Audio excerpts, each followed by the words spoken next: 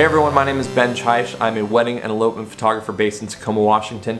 And in this video, I'm going to give you my top 3 recommendations for those looking to get into film photography. So over the past 5 years or so, I've taken kind of a deep dive into film. I've been a professional photographer for 13 years, but there's just something about shooting digital and shooting my, what I call work cameras, that feels like work, right? There's a whole process and workflow that you have to do. And there's a lot of times where I would take my digital camera out on some sort of adventure or family outing or something like that. And then when I would take the photos back and try to, offload them, everything like that, all of that process was the same thing that I was doing for work. And it made me not really enjoy that process very much. It made me leave those photos on memory cards and never really do anything with them. And so the thing that I just love about film is that it's a completely different process. I mail the rolls out, they come back, they're already looking amazing. There's just something about it that I really, really love.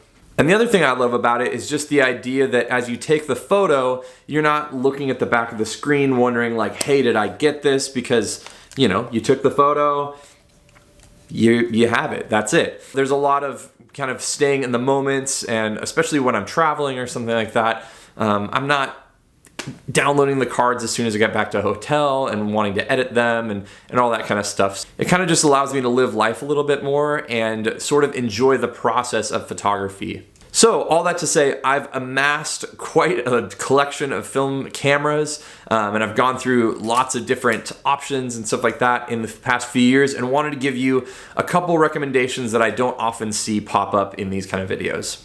So there are a ton of amazing options for cameras out there, ranging from, thrift store to thousands of dollars, but I'm gonna give you kind of like the closer, more budget-friendly options to start out. So if you're someone that just wants to have a camera to carry around wherever you are, take snapshots, not think a lot about the process, all that stuff, but really wants really great photos for memory's sake, for just travel sake, all that kind of stuff, the best option that I can recommend is the Olympus Stylus. So this obviously is a point and shoot film camera. It's plastic, but it does some really, really cool things, and there's some big reasons why I recommend it so much. So first of all, it has a kind of clamshell design, so you're not gonna have to worry about lens caps or any of that kind of stuff, or it getting kind of beat up. This one I got a couple months ago is pretty scratched up and stuff like that, but despite it being all plastic, is still in great condition, and the lens is in amazing condition. I could maybe clean it off for a couple pieces of dust or something like that, but because of this design right here, you don't really have to worry about it. So this thing's about as simple as you can get. It only has 3 buttons.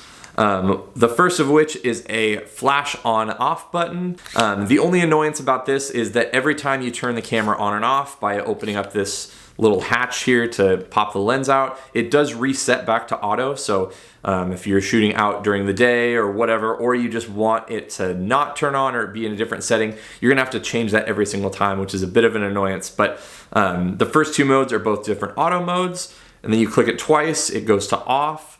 The third would be a fill flash mode, which basically just forces the camera to shoot the flash even if it's really, really bright outside. So the fill flash is obviously gonna fill in that information if it's really bright and backlit behind your subject. And then it just goes back to auto. So usually what I do if I don't want the flash on is as I turn it on, I just click the button twice, then it's on off and I don't have to worry about it. But in general, that's about it. It's just as straightforward as it can be. I mean, they don't call them point and shoots for nothing. And the thing that I love so much about this camera specifically is that it focuses down to 0.3 meters, which is about 1 foot away. So right here, a lot of my other film cameras, even my really expensive Contax T2 and stuff like that, it focuses about twice as close as those cameras. And it gives me pretty good results for it. So overall, amazing camera, pop some film in there, just get to shooting. If you don't want to have to worry about things, if you're just trying to document life, all that kind of stuff, I couldn't really recommend this camera enough. If you love the 35mm focal length, it's a little bit wider. I find that it makes for kind of the perfect travel perspective. Yeah, amazing, amazing camera. And this thing if you're lucky, you can get one for 50 bucks or so, but you're more likely to spend anywhere from like 75 to 100. So the second camera I recommend is one that I think a lot of people would assume, but there's a slight variation on the one that I recommend versus the one that I think people assume that would be recommended, and that is the Canon A-1. So the A-1 might not be as famous as its, AE-1 or AE-1 program predecessors, but it has some amazing options that are really great for those who are beginners and even people who aren't alike. So the reason I recommend this camera so much is that it has an aperture priority mode. The aperture, for those who don't know, is the amount of light that your camera lets in via the lens. So the bigger the aperture, the more light lets in, which is the lower the number. And it controls kind of that blurriness, that out of focus area. And for me as a photographer, that's sort of what can kind of help determine the look of my photographs quite a bit. And so to be able to have an auto mode in this camera while being able to select my aperture is something that I really love about this camera. So oftentimes this is the 50-1.8 lens, which is really great for what it is. And I will most often be shooting this camera at f1.8 and then just set it at aperture priority mode, and then that means the camera will determine my shutter speed. So I can just walk around, doing all this stuff, doing this, and the camera will just automatically hit my settings for me, making it super easy to just go out, shoot some photos, and not really have to think too much. Most of the time people will be recommending all these other film cameras that don't have light meters, which is fine, especially if you kind of know some things about photography and film and everything like that. But even for me, who's been shooting for well over a decade, I still just love having a meter in the camera. It's something that I don't have to take out an external meter or use my phone as a light meter or something like that. And I just love having everything in the viewfinder and a lot of auto settings. So the other great thing about the A1 is that you have just the option of putting any of the Canon FD lenses on here. These things are super cheap, especially in comparison to other, modern lenses. And they're still really great. So I've gotten a ton of really great photos out of this 51.8, which is just the budget cheap. This is what they used to use in schools and stuff like that. But it's an amazing camera, and yeah, just lots of great stuff. So as a buying guide in early 2020, if you're looking at one of these, you might be able to pick one up at like a thrift store or something like that for super cheap, maybe in like the $25 range if you're lucky.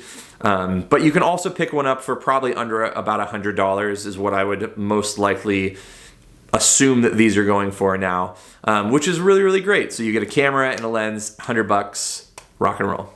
So the biggest downside of this though is that it is a manual focus camera. So all of your other settings can be made to be auto, all that kind of stuff, but you do have to manually focus, which makes things definitely a lot slower than your modern cameras that you're used to, especially if you're going to be shooting at f1.8 or something like that.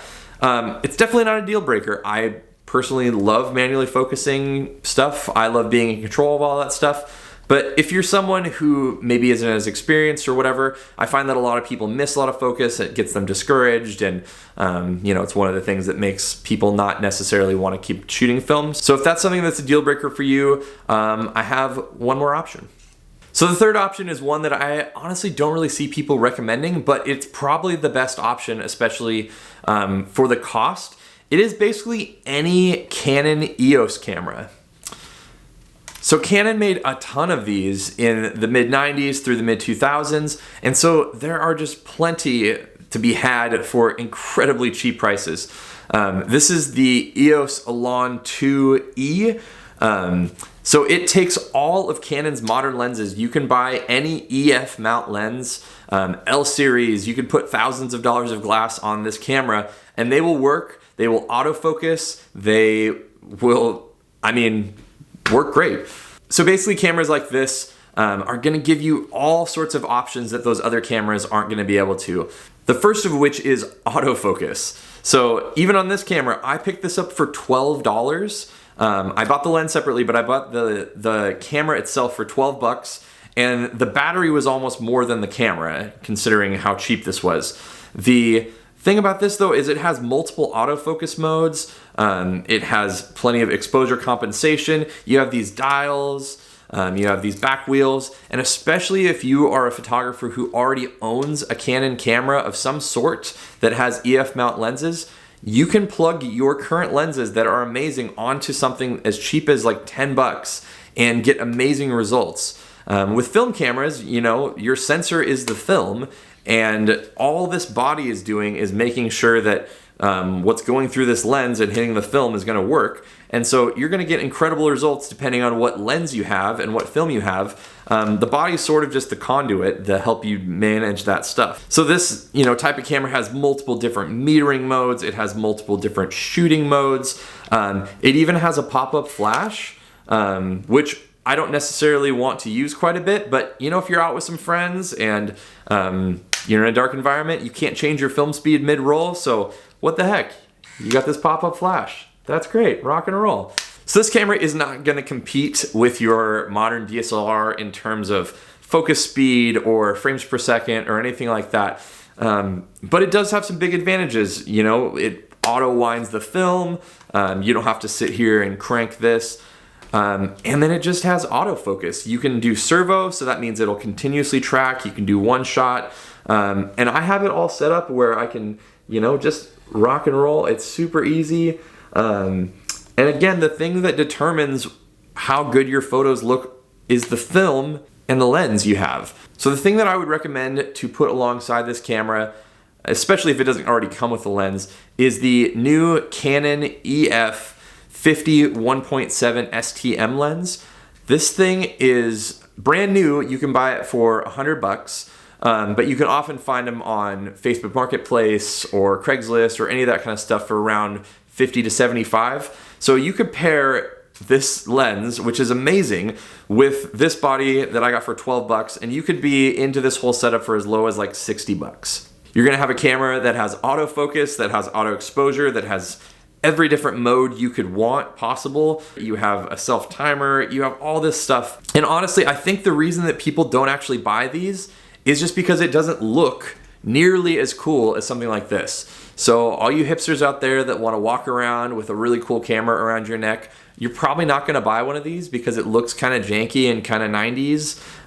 But overall, I would definitely say that this is a superior option. You're going to get better results than something like this. But often what it comes down to is, are you inspired to use this? Are you inspired to use this? But yeah, I would definitely recommend this, especially if you have any other sort of Canon camera that takes EF lenses. Cool, thanks so much for watching. If you guys have any questions about these cameras or any of that about shooting film to start, let me know. If there's enough interest, I might make another video about this kind of stuff, but I will link all this kind of stuff. I'll link just information about these cameras or where I can find them, where I would buy them online. Below, I'll link to the film as well as to Indie Film Lab, where you should send it. So thanks again. We'll see you on the next one. Peace.